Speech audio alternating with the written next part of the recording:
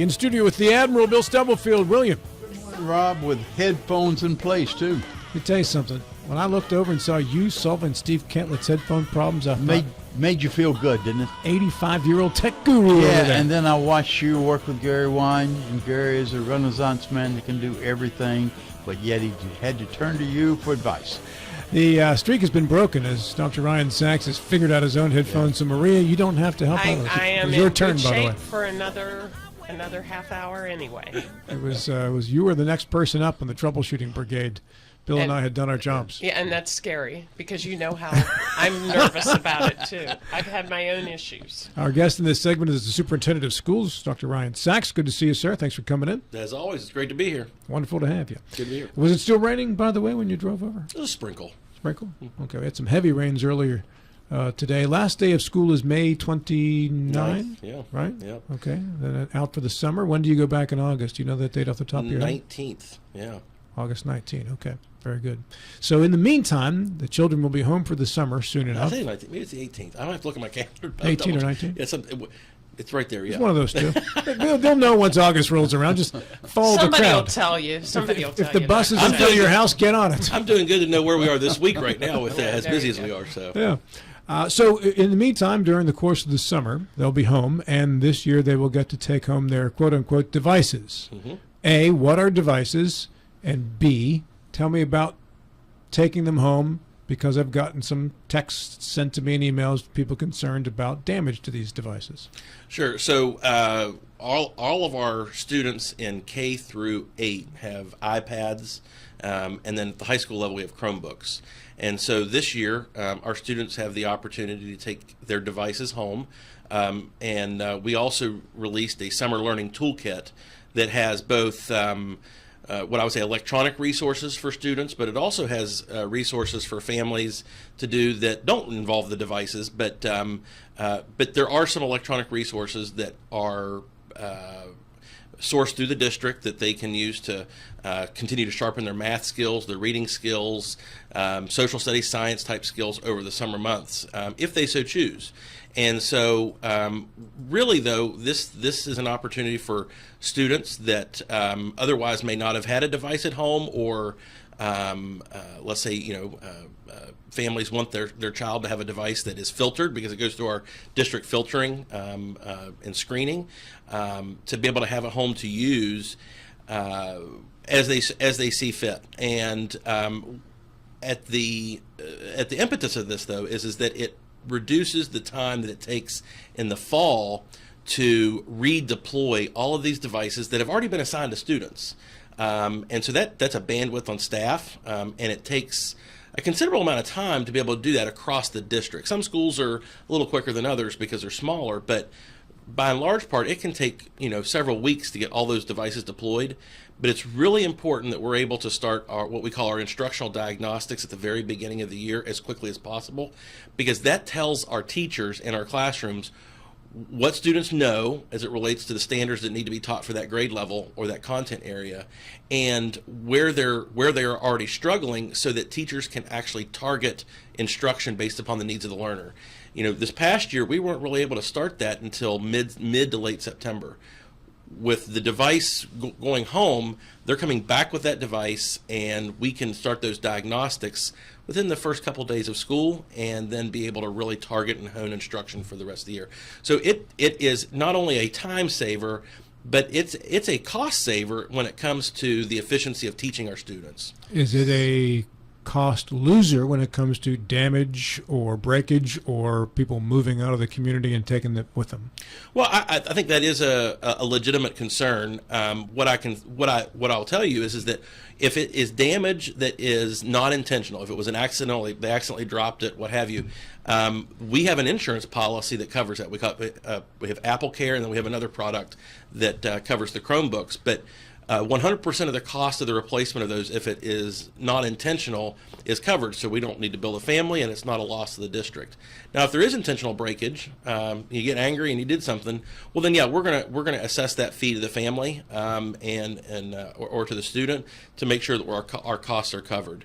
But I think that if every decision that we made in education was based upon someone being uncomfortable or not liking it, we would still be, rolling out carbon copies or squinting at overhead transparencies or having hour-long lectures looking at a slate board with a pointer. I think that the real loss is that would be when we invest in these technology resources and we keep them locked up, and students potentially fall behind. And so I will tell you, I think that making sure that these devices are able to go home with students is a good pilot to see how well it works. And this is not something that is, new or really revolutionary, because there are many districts across the country that do this. And even in the state of West Virginia, Kanawha County, as an example, has 23,000 students, and they have been doing device send home since 2015. Cabell County, where I previously was a superintendent, we've been doing it since they were doing it since 2020. What kind of return percentage are you getting on the devices? 98 to 99% of the devices come back without a problem. And then even a smaller percentage are lost or we can't locate. And the savings that you have from having to pay staff extra to do device deployments and those sort of things pays for itself in those school districts in which we've consulted with. Even Loudoun County, to our neighbor here, send devices home with students. So again, we're looking at what best practice is from other school districts. Monongalia County sends devices home also. So we're leaning in on what other school districts do and have been successful. And we want to be able to replicate some of those best practices here in Berkeley. But it is a pilot. So if in the fall, when we retrieve our devices back, we'll collect the data. We'll say, okay, well, how many did we receive? How many did we not? And if it wasn't successful, then we won't continue it. But I do think it will be successful, and I do think that it's contingent upon our families. They have the option to opt out. So if they don't want to have the device at home, that's totally okay. We'll keep it at the school, and when the student comes back in the fall, we'll make sure they get that device. But I think in large part, not attempting to do something that could have a positive impact is not responsible either. Maria. So without sounding silly, in addition to the devices going home, are there lessons that people download and look? I mean, are you sending old school, like lesson plans home along with devices so that that people will use them? And then in your experience, for example, in Cabell County, what percentage of students and families actually use the devices over the summer? Well, so to answer your first question, yes, we have, and we've already sent this home. There's a link to it on our district webpage also, but there is a summer learning toolkit. And in that, it's broken up by programmatic level. So we have elementary activities, we have middle school activities, and we have high school activities. And so there are links to apps, there are links to lessons, but there are also ideas for how families can engage with their students in learning while they're on a family vacation, or they're, taking a weekend road trip, or they're at the grocery store. And then of course we also have awesome links to our public libraries and the activities they're doing over the summer, to our park systems, what they're doing over the summer for resources for our families to engage with their children. The second part of that question, and I apologize, Maria, what was the second part of that question? Second part was how robustly was it used in Cabell County? Like, can you do a number, percentage of children? I don't have a percentage. What I can tell you, though, is that our families and the feedback that we would receive from our parents and our schools around the Summer Learning Toolkit, it was almost like, when is it coming out? We would get questions, when is the Summer Learning Toolkit going to be released? And as it related to devices, again, I never have looked at that specific information. I know that some families, when it comes in, they already have a device or whatever. They may put it in a closet and they wait until the fall, and they plug it in the couple nights before the school year starts, and then the student brings it back.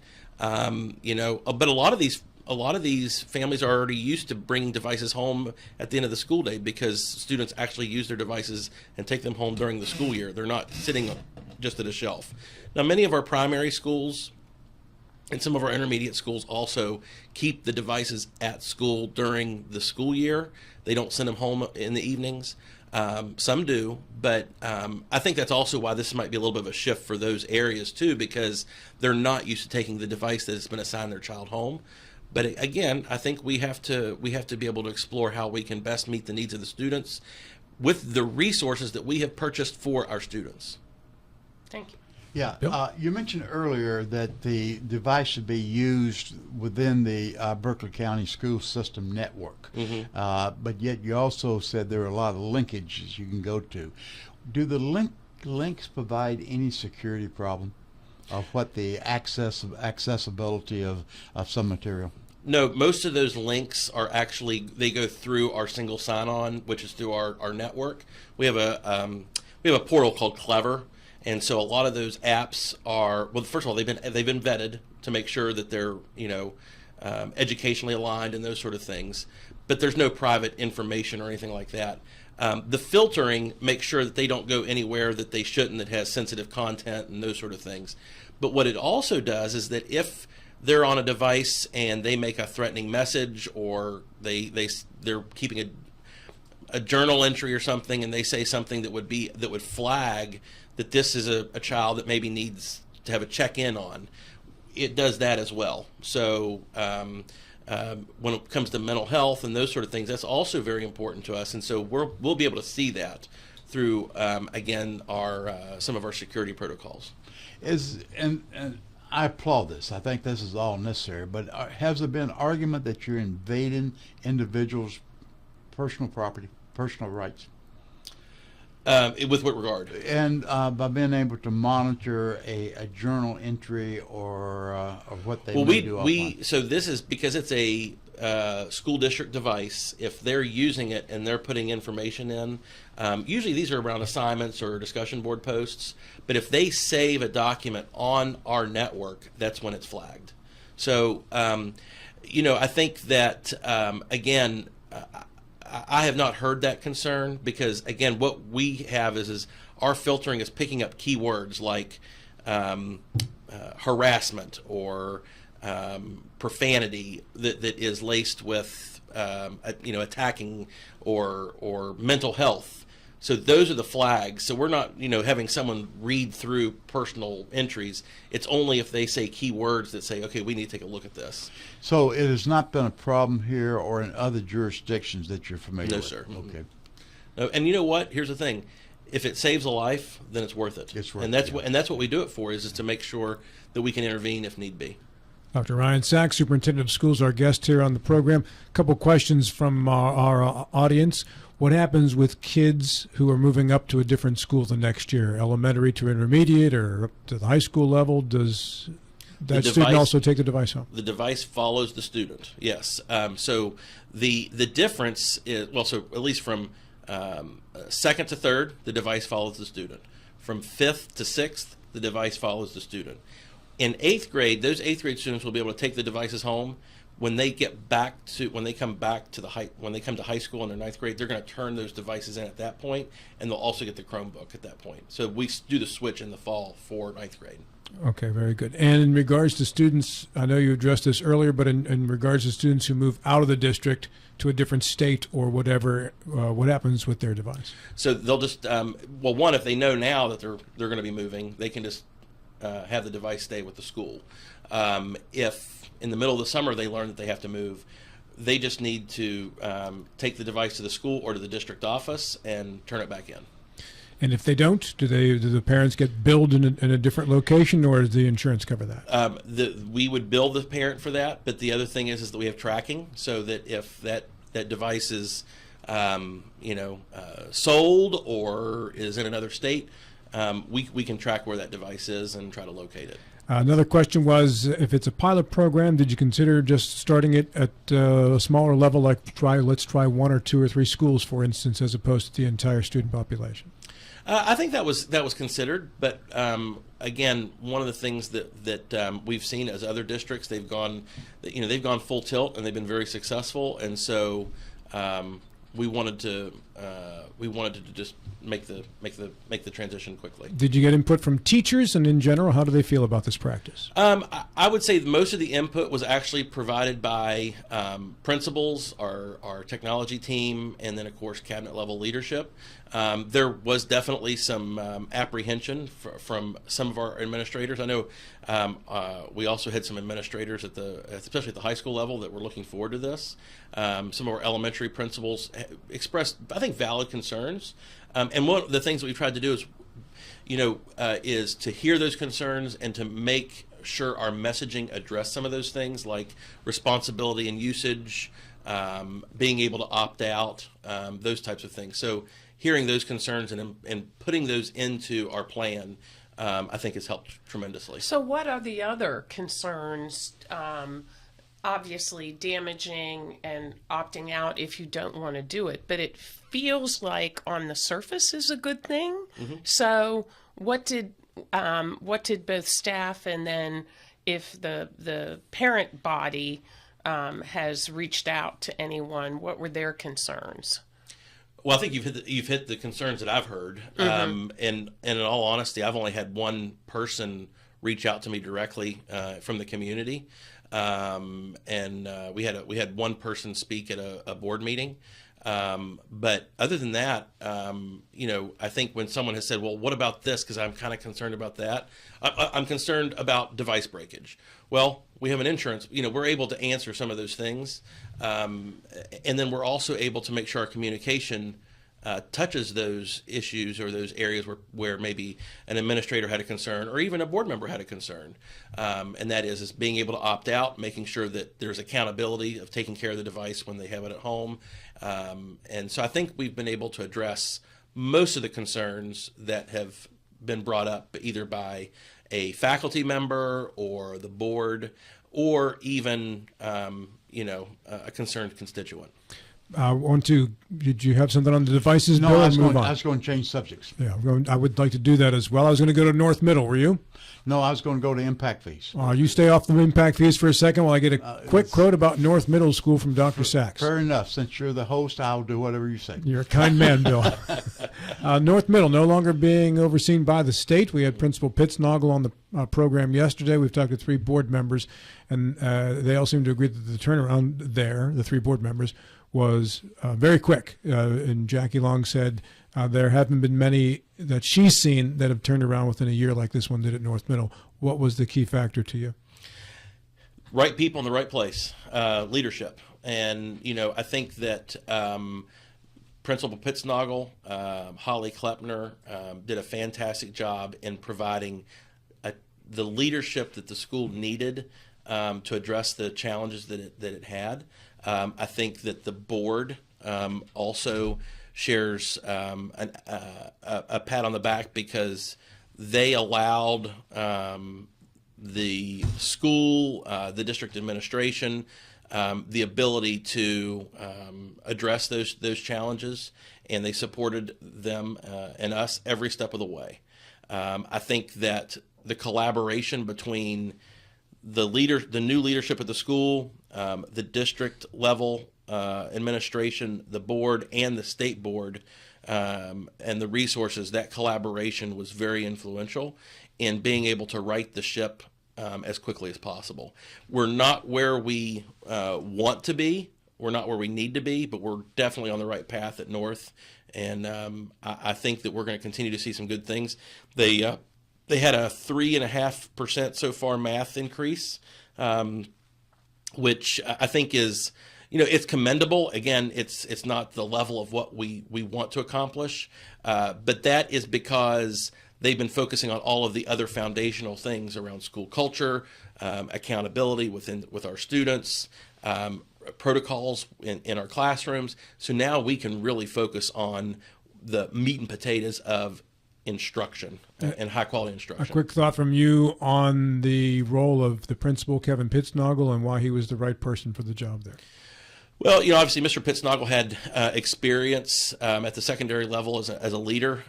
He understood and had a good experience with like the Renaissance program and being able to bring that in to build, again, high quality expectations, ownership in school processes and culture with the students. He also, I think, was able to build relationships of trust with the faculty and the students and the families, so that as protocols or rules were established, that when there was a challenge or a speed bump, that they could work through it together. And he's very even keeled, and I think that has also helped in righting the ship. He's been fantastic. I couldn't be more proud of Mr. Pittsnoggle. William, your question, sir. Yes, we've been hearing a lot about impact fees recently, especially from the county aspect, the county commission aspect. The schools are going to get part of the impact fees as well. How are you going to direct these funds? Have you gone through that thought process? Well, the way that the impact fees work as it relates to schools is that those dollars can only be used for the expansion or the expansion of schools to accommodate the growth. So we're going to have to make sure that when we're, for example, Falling Waters Falling Waters will be built to address overcrowding. So that would be a project, as an example, that impact fees could go toward. But when you're just building a school to replace a school, impact fees won't be allowed to be used for that unless, let's say, you're going from 600 student building to a 750 student building. You could use the difference of that 150 students, use impact fees for that. So I think that as we think about addressing our overcrowding at our high schools, that's a key area where impact fees would go. Middle schools is the same thing. Our middle schools are busting at the seams, and being able to address that will be part of the impact fees. Our intermediate schools as well. We know we need another intermediate school. Impact fees could go toward that as well. So again, it's just to the growth. How about hardening of schools?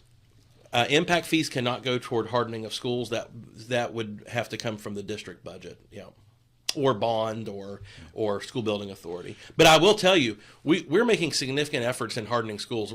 Actually, as we speak, we are putting in the night lock system in every single classroom door across Berkeley County. That's an automatic locking mechanism. So if the building goes on lockdown, they have this mechanism that goes down into the floor. It's like a deadbolt almost, so that even if the lock is not on the door is not working, they can't open the door to gain access. So every single classroom we invested in that is being installed as we speak.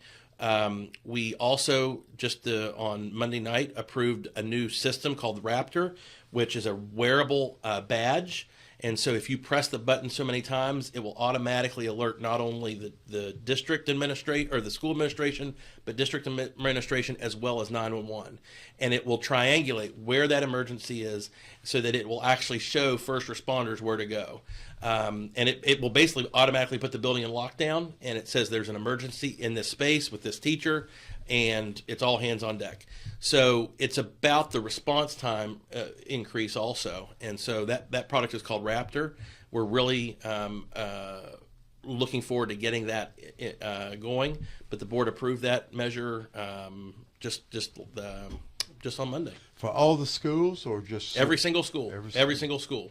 Yep. And we have a bid right now to do some window film for all of our schools on first floors, which is a bullet-resistant glass, so that anything like that could occur, that we're keeping those areas safe as well. So we're working on hardening schools as we speak. A lot of good information there, Dr. Saxe. For your next appearance, June the 4th, we are keeping you for a full hour, by the way. I've worked it out with Carla at the office. Okay. 9 to 10 on June the 4th. And we're going to get into some of the restructuring that you're doing as well. Sounds great. Offices and personnel. Thank you, sir. Yes, sir. Dr. Ryan Saxe, Superintendent of Schools, Berkeley County. Always appreciate his time on these visits.